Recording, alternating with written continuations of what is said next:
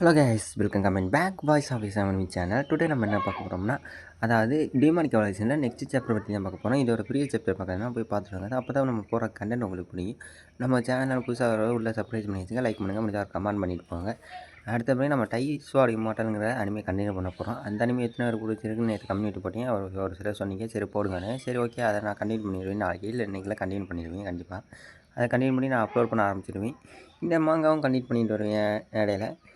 சரி, ரொம்ப நம்ம டேரெக்டாக வளவலன்னு பேசிக்கிட்டு போது. சரி வாங்க, இன்றைக்கி அன்றைக்கி எபிசோடுக்குள்ளே நம்ம டேரெக்டாக போவோம். இப்போ என்னென்னா, நம்மளுக்கு ஸ்டார்டிங்கில் அதாவது நம்ம ஹீரோவை தான் கட்டுறோம். அதாவது ஹீரோவோட அந்த லேப் அந்த லேபில் வந்து ஒரு சில கோர்லாம் இருக்குது. அதாவது ப்ளூ, க்ரீன், எல்லோ, ரெட் அப்படிங்கிற ஒரு 4-5 கோர் இருக்குது. இதில் ஒவ்வொரு கோரும் ஒவ்வொரு ஸ்ட்ரென்த்து கொடுக்கும். அதாவது இதில் ஒரு கோரை நீங்கள் எடுத்து உங்கள் நெஞ்சில் பொறுத்திக்கிங்க அப்படின்னு சொல்லி நம்ம அந்த சயின்ஸ் கோரை சொல்கிறாங்க. சரி அப்படின்னு சொல்லிட்டு நம்ம ஹீரோ வந்து அந்த கோரோட ஒரு டீட்டெயில் பற்றி சொல்கிறாங்க நம்மளுக்கு. அதாவது ரெட் கலரு ஸ்ட்ரென்த்து கொடுக்கும், எல்லோ கலரு டிஃபென்ஸ் கொடுக்கும், ப்ளஸ் பச்சை கலரு ரெக்கவரி கொடுக்கும், ப்ளூ கலரு மூமெண்ட்ஸை கொடுக்கும் அப்படின்னு சொல்லி ஒவ்வொருத்தரும் சொல்கிறாங்க. இதில் வந்து பர்பிள் கலரில் வந்து பியூர் எனர்ஜி இருக்கும், பிளாக் கலர் வந்து டைமும் பேசியும் குறிக்கும். அதனால் இப்போ வந்து நம்ம ஹீரோக்கு வந்து என்ன போத்துறா, நான் ரெட் கலர் எடுத்துக்கிறேன் அப்படின்னு சொல்லி நம்ம ஹீரோ வந்துருக்கா. ரெட் கலர் ஆனது ஸ்ட்ரென்த்தை இது பண்ணால் இந்த இடத்துல எனக்கு ஸ்ட்ரென்த் தான் இப்போ முக்கியம் அப்படின்னு சொல்லி நம்ம ஹீரோ வந்து சொல்லியிருக்கா. சரி அப்படின்னு சொல்லி நம்ம ஹீரோட நெஞ்சில் வந்து அந்த ரெட் கலர் ஆர்மர் அந்த க்ரோ வந்து பொறுத்தா நம்ம ஹீரோ அந்த ரெட் கலர் கோரை பொறுத்தோன்னா நம்ம ஹீரோட ஸ்ட்ரென்த் எவ்வளோ இருக்குது அப்படின்னு செக் பண்ண போகிறாங்க. அப்படின்னு சொல்லிட்டு நம்ம ஹீரோ வந்து செக் பண்ணலாம் பார்த்தா நம்ம ஹீரோ வந்து அவரோட சில இன்ச்சேஷன் அந்த ரெட் கலர் உள்ள உடம்புக்குள்ள பொறுத்தும்போது ஒரு சில ஒயர் கனெக்ஷன்லாம் கொடுப்பா. அந்த ஒரு ஒயர் சில கனெக்ஷன்லாம் கொடுத்துட்டு நம்ம ஹீரோட உடம்பை தான் பார்க்குறா. நம்ம அந்த கோர் வந்து ஓகே அக்யூரேட்டாக அந்த கோர் வந்து போய் உட்காந்துருச்சு அப்படின்னு சொல்லி சயின்ஸில் இருக்கிற எல்லாரும் சொல்கிறாங்க, சயின்ஸ்லாம் அப்படின்னு சொல்லிட்டு நம்ம ஹீரோட உடம்புக்குள்ள அதாவது அதாவது அந்த கோரானது நம்ம உடம்புக்குள்ள இருக்க போய் செல்களோட ஒருங்கிணைத்து அது ஸ்ட்ரென்த் நம்மளுக்கு கொடுக்கும். அதனால தான் இந்த கோரை வந்து இந்த நெஞ்சுக்கிற இடத்துல பொறுத்துவாங்க அப்படின்னு சொல்லிட்டு நம்ம ஹீரோ சொல்கிறோம். ஒவ்வொரு இன்சிடென்ட் தம்பி நீ நல்லா தான் இருக்கியா அப்படின்னு சொல்லி நான் சயின்ஸில் இருக்க கேட்குற சயின்டிஸ்ட்டு. சரி ஓகே, எனக்கு ஒன்றும் இல்லை, எனக்கு எந்த ப்ராப்ளமும் இல்லை, சரி நீங்கள் பொறுத்துங்க அப்படின்னு சொல்லிட்டு நம்ம ஹீரோ வந்து சொல்ல. சரி ஓகே, இதுதான் லாஸ்ட் இதை பொறுத்திட்டு அவனோட ஸ்ட்ரென்த் என்ன அப்படின்னு சொல்லி நாங்கள் இப்போ தெரிஞ்சுக்கலாம் அப்படின்னு சொல்லிட்டு நம்ம சயின்ஸ் என்ன சொல்கிறாங்க. சரி ஓகே சார் அப்படின்னு சொல்லி அங்கே திடீர்னு ரெட் கலர் எனர்ஜி ஆகுது. என்னடா இது திடீர்னு ரெட் கலர் எனர்ஜி ஆகுது அப்படின்னு சொல்லிட்டு எல்லோரும் ஆச்சரியத்தை பார்த்துக்கிருக்க. இந்த பொண்ணு பார்க்க இந்த கோவலைக்கிட்டே இவ்வளோ பெரிய இது எனர்ஜியா ஸ்ட்ரென்த்தா அப்படின்னு சொல்லி இந்த இது பார்க்க இது என்ன ஆச்சரியமாக இருக்குது அப்படின்னு சொல்லி பார்த்துருக்கும் போது இங்கே இருக்க நண்பன்லாம் பார்த்துருக்கா, இங்கே இருக்க சாரெல்லாம் பார்த்துருக்கா.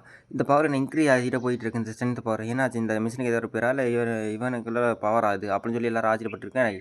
இதுவா என் பவர் இன்னும் நான் ரைஸ் பண்ணுறேன் அப்படின்னு சொல்லி நம்ம ஹீரோ வந்து இன்னும் கொஞ்சம் ரைஸ் பண்ணுறக்காண்டி நம்ம ஹீரோ வந்து இன்னும் ரைஸ் பண்ண நம்ம ஹீரோ ரைஸ் பண்ணும்போது நம்ம ஃப்ரெண்டெல்லாம் சூப்பராக நண்பா கலக்கிறா நண்பா அப்படின்னு சொல்லி இங்கே ஃப்ரெண்ட்லாம் சொல்லியிருக்கேன்.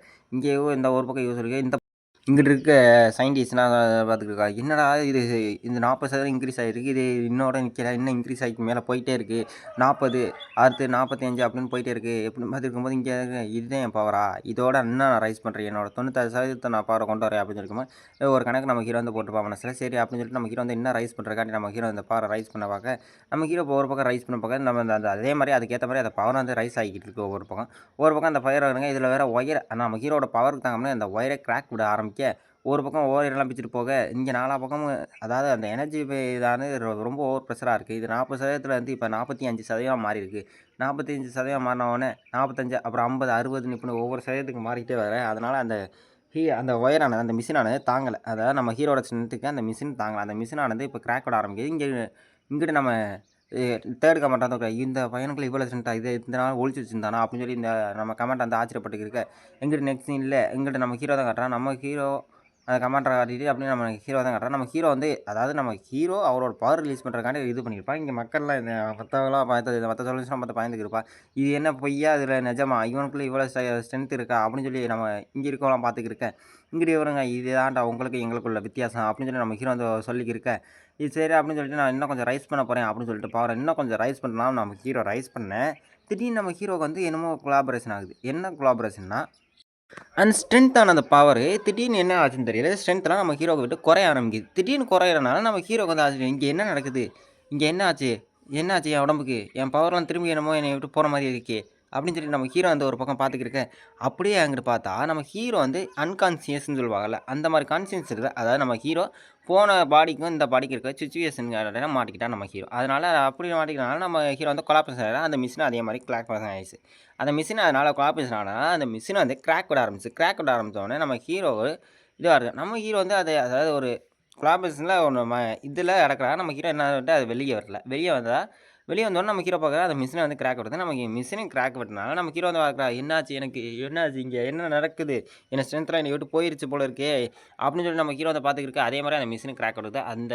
இந்த இவரோட பவருக்கு அந்த மிஷின் தாங்கல. அந்த மிஷின் வந்து கிராக் விட ஆரம்பிக்குது. கிராக் விட்ட உடனே நம்ம ஹீரோ வந்து சொல்கிறா, "சார்டா என்னால் முடியல" அப்படின்னு சொல்லியிருக்கோம். நம்ம ஹீரோ வந்து பிளட் வாமிட் எடுக்கிறா. பிளட் வாமிட் எடுத்தோடனே நம்ம ஹீரோ வந்து என்னால் இதுக்கு மேலே முடியாது இந்த இடத்துல. என்னைய இந்த இடத்துல வந்து ரைஸ் பண்ணி விடுங்க. என்னால் இதுக்கு மேலே இருக்க முடியாது உள்ள. டேய் தம்பி என்னடா ஆச்சு உனக்கு?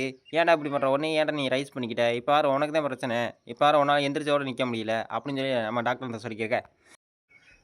கடைசியில் பார்த்தா உன்னோட பவர் வந்து என்ன தம்பி 10% தான் இருக்குது. இவ்வளவு ரைஸ் பண்ணிக்கிட்டே இருந்தேன். ஆனால் கடைசியில் 10% உன் பவரா அப்படின்னு சொல்லியிருக்கேன். மாஸ்டர் கேப்டன்டா இந்த பையனோட பவர் என்ன 10% தான் இருக்குது அப்படின்னு சொல்லுவோம். ஆமாம் இந்த பையனோட பவர் 10% தான் இருக்குது. என்ன ஆச்சுன்னு தெரியல. இந்த மிஷினில் தான் ஏதோ ஒரு ஃபால்ட் இருக்குது. நான் கூட பார்த்தேன் இந்த பொடியனுக்கு என்ன இவ்வளோ பெரிய பவராக இருக்குது அப்படின்னு சொல்லிட்டு. எப்போதும் குப்பை தானே அதனால் இவனுக்கு 10% பவர் தான் இருக்கான் அப்படின்னு சொல்லிட்டு நம்ம கேப்டன் விட்டுருவாங்க. சரி மாஸ்டர் அப்படின்னா ஓகே. இந்த மிஷின் அப்புறம் கொலாபரேஷன் இருக்குது. இந்த மிஷினை நீங்கள் ரீசெக்கிங் பண்ணு அப்படின்னு சொல்லி சரி ஓகே கேப்டன் அப்படின்னு சொல்லி அந்த பொண்ணு வந்து சொல்லியிருக்கேன். சரி அப்படின்னு சொல்லிட்டு நம்ம ஹீரோ வந்து கிளம்பி போகிறோம். நம்ம ஹீரோ வந்து அவன் ஃப்ரெண்ட் வந்து சரி தம்பி அவனை தூக்கிட்டு போங்கடா அப்படின்னு சொல்லி நம்ம டாக்டர் தான் சொல்லியிருக்கோம். நம்ம ஹீரோட ஃப்ரெண்ட் வந்து சரி நண்பா என்னடா ஆச்சு அப்படின்னு சொல்லி நம்ம ஹீரோட ஃப்ரெண்ட் வந்து கூப்பிட்டு ஓடியாந்துருவான். ஓடியாந்து வந்து நம்ம ஹீரோ வந்து நண்பா எப்படிடா இருக்க? என்னடா ஆச்சு? நல்லா தான் இருக்கியா? நண்பா செத்துக்கிட்டு போயிட்டியா? என்னடா உயிரோட தான் இருக்கியா? அப்படின்னு சொல்லி நம்ம ஃப்ரெண்ட் வந்து கேட்டிருக்க. எனக்கு ஒன்றும் இல்லைடா உயிரோட தான் நல்லா தான்டா இருக்கேன். என்னை இப்படி குளுக்குன்னு குளுக்காதடா முதல்ல அப்படின்னு சொல்லி நம்ம ஹீரோ சொல்லிக்கிருக்க. இங்கிட்ட அந்த பொண்ணு பார்க்கா இவன் எப்படி இவ்வளோ பவர் இன்க்ரீஸ் பண்ணான்? ஏன் இது மேலே ஒரு கண்ணு வச்சுக்கணும் இனிமே அப்படின்னு சொல்லி அந்த பொண்ணு அந்த மனசுக்குள்ள சொல்லிக்கிருக்க. சரி அப்படின்னு சொல்லி அந்த பொண்ணு அங்கிட்ட சொல்லியிருக்க. இவனை இப்படிலாம் விடக்கூடாது இனிமே அப்படின்னு சொல்லிட்டு அந்த பொண்ணு வந்து என்னோட பவர் அதிகமாக இருக்கேன். நான் கெத்து காட்டலாம் பார்த்தா இவன் இப்போ கெத்து காட்டுட்டு உட்காந்துருக்கானே இதை விட மாட்டேனா இவனை அப்படின்னு சொல்லி அந்த பொண்ணு வந்து சும்மா விளையாட்டுத்தனமா சொல்லியிருக்கேன். அங்கிட்ட நெக்ஸ்ட் சீன்ல அந்த பொண்ணா இன்னொரு பொண்ணா ஃபோட்டோ எடுத்துருக்கேன். அப்படியே போஸ்ட் கொடுங்க நான் ஃபோட்டோ எடுத்துக்கிறேன் அப்படின்னு சொல்லிட்டு வளைச்சு ஃபோட்டோ எடுத்துக்கிறேன். இந்த அம்மா சித்தா சும்மா இருமா அப்படின்னு சொல்லி நம்ம ஃப்ரெண்டு சொல்லிக்கிருக்க.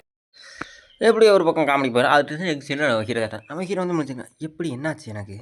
எப்படி என் பவர் திடீர்னு இன்க்ரீஸ் ஆகி சட்டையான குறைஞ்சிச்சு அப்படின்னு சொல்லி நம்ம ஹீரோ வந்து மனசு யோசிச்சிருக்காரு. அதாவது என் பவர் வந்து நான் புஷ் பண்ணி ரைஸ் பண்ணும்போது தான் அதாவது நார்மலாக இருக்கும்போது என்னோட லோ ப்ரெஷர் இருக்கிறதுல கரெக்டாக பவர் வந்துச்சு. அதை நான் இன்க்ரீஸ் பண்ணி என் உடம்பு ப்ரெஷர் பண்ணி இன்க்ரீஸ் பண்ணும்போது தான் எனக்கு இப்படி ஆகுது.